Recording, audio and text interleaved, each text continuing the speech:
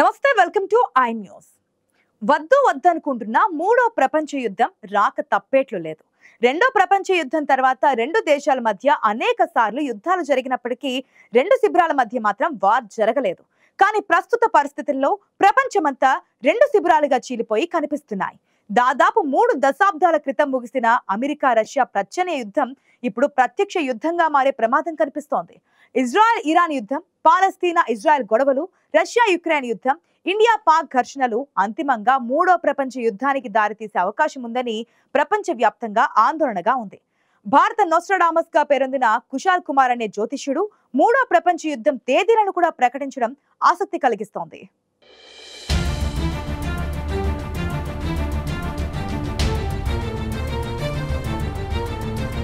1945లో ముగిసిన రెండవ ప్రపంచ యుద్ధం తర్వాత ప్రపంచంలో అనేక దేశాల మధ్య యుద్ధాలు జరిగాయి. భారత్ పాక్ మధ్య 3 యుద్ధాలు జరిగాయి. భారత్ చైనా మధ్య యుద్ధం జరిగింది. ఇరాన్ ఇరాక్ మధ్య యుద్ధం జరిగింది. అమెరికా ఇరాక్ మధ్య కువైట్ యుద్ధం జరిగింది. ఇలా అనేక దేశాల మధ్య యుద్ధాలు జరిగినా అది ప్రపంచ యుద్ధానికి మాత్రం దారితీయలేదు. కానీ తాజాగా ఇజ్రాయెల్లో జరుగుతున్న సాయుధ ఘర్షణలు ప్రపంచ యుద్ధానికి దారితీసే పరిస్థితులు కనిపిస్తున్నాయి. రావణ కాష్టంలా కాలుతున్న ఇజ్రాయెల్ పాలస్తీనా యుద్ధ క్రీడలో హమాస్ దూకుడు ప్రపంచాన్ని కదిలిస్తుంది. పాలస్తీనా సాయుధ యుద్ధ బలగమైన హమాస్ ను ఎదుర్కొనే విషయంలో ఇజ్రాయెల్ కు అండగా నిలవాలని అమెరికా నిర్ణయించింది. అటు ఇరాన్ సైన్యం ఇజ్రాయెల్ అంతు చూడాలని నిర్ణయించింది. దీంతో ఇజ్రాయెల్ హమాస్ ఘర్షణ కాస్త అమెరికా ఇరాన్ పోరుగా రూపాంతరం చెందింది. అమెరికాతో పోరాటానికి సిద్ధమైన ఇరాన్ కు సాయం అందించడానికి రష్యా ముందుకొచ్చింది. దీంతో త్వరలోనే అసలు పోరు అమెరికా రష్యా సైన్యాల మధ్య జరిగే ప్రమాదం పొంచి ఉంది. ఉక్రెయిన్తో తాము యుద్ధం చేస్తున్న సమయంలో అమెరికా అనవసరంగా జోక్యం చేసుకుందని మండిపడుతున్న రష్యా ప్రతీకారం కోసం ఇప్పుడు ఇరాన్కు సపోర్టు చేయాలని డిసైడ్ అయింది. పాలస్తీనా తరపున కొట్లాడుతున్న హమాస్ కు నాయకత్వం వహిస్తున్న ఇస్మాయిల్ హనియా హత్యతో ఉద్రిక్తతలు తారాస్థాయికి చేరుకున్నాయి. ఇస్మాయిల్ కొంతకాలంగా ఇరాన్లో ఆశ్రయం పొందుతున్నాడు. ఆయన్ను ఇజ్రాయెల్ దేశం ఇరాన్లో హతమార్చింది. దీంతో ఇరాన్కు మండింది. తమ దేశంలో ఉన్న అతిథిని చంపడం పరితెగించడంగా భావించింది.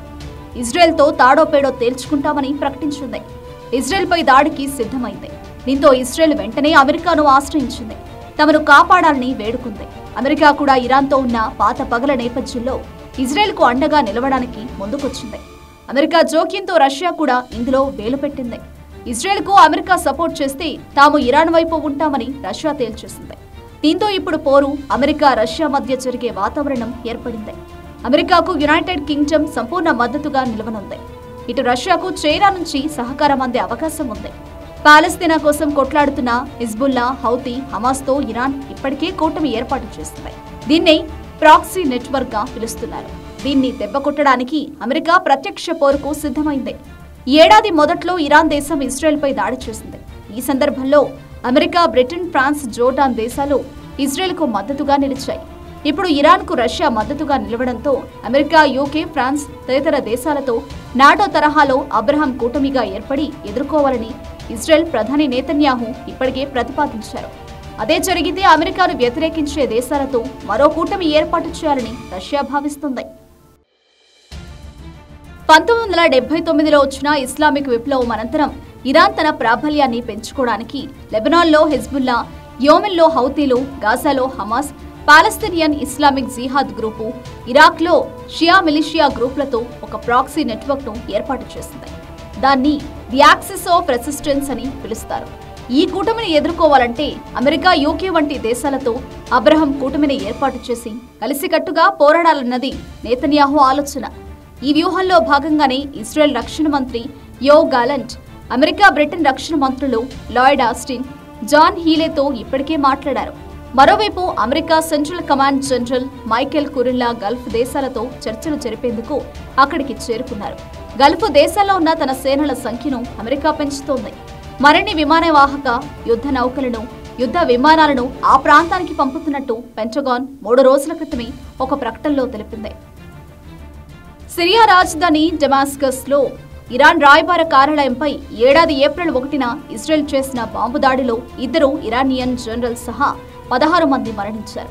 దీంతో ఇరాన్ ఏప్రిల్ 13న ఇజ్రాయెల్పై 300కు పైగా డ్రోన్లు, క్రూయిజ్, బాలిస్టిక్ షిప్లను ప్రయోగించిన సంగతి తెలిసిందే. అప్పట్లో ఇజ్రాయెల్ ఆ దాడిని అమెరికా, యూకే, జోర్డాన్, ఫ్రాన్స్ అండతోనూ తన యూరో-3 డేవిడ్ స్లింగ్ రక్షణ వ్యవస్థలతో సమర్థంగా తిప్పికొట్టింది. అయితే ఈసారి ఇరాన్కు అండగా ఇప్పటికే రష్యా సైనిక విమానాలు ఇరాన్లో ల్యాండ్ అవుతున్నాయని, రష్యాకు చెందిన అత్యంత అధునాతనమైన కమ్యూనికేషన్ జామింగ్ వ్యవస్థను వ్యూహాత్మకంగా కీలకమైన ప్రాంతాల్లో ఇరాన్ ఏర్పాటు చేసినట్లు సమాచారం. ఇలా ఇరువైపులా అగ్రరాజ్యాలు రంగంలోకి దిగితే అది మూడో ప్రపంచ యుద్ధానికి దారితీయొచ్చనే ఆందోళన వ్యక్తమవుతోంది. భారత నోస్ట్రడామస్ గా పేరొందిన కుశాల్ కుమార్ అనే జ్యోతిష్కుడు మూడో ప్రపంచ యుద్ధం మొదలవుతుందని ప్రకటించారు. అమెరికా, రష్యా దేశాల నాయకత్వంలో ప్రపంచంలో 2 కూటములు ఏర్పడితే భారత్ ఎటువైపు నిలబడుతుందనేది ప్రధాన అంశంగా మారింది.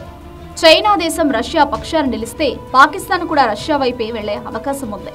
అప్పుడు భారతదేశం అమెరికా వైపు ఉంటుందా, రష్యా వైపు ఉంటుందా, తటస్థంగా ఉంటుందా అనేది ఆసక్తికరంగా మారింది. ప్రపంచ యుద్ధం రావద్దని తాము కోరుకుంటున్నామని, పరిస్థితులను ఎప్పటికప్పుడు గమనిస్తున్నామని భారత విదేశాంగ నిపుణులు చెబుతున్నారు. రష్యా, ఉక్రెయిన్ దేశాల మధ్య అనధికార మధ్యవర్తిగా ఉండి యుద్ధ నివారణకు కృషి చేస్తున్న ప్రధాని మోదీ మరోసారి పెద్దన పాత్ర పోషించి చర్చలు జరిపే అవకాశాలు లేకపోలేదని కూడా వారంటున్నారు.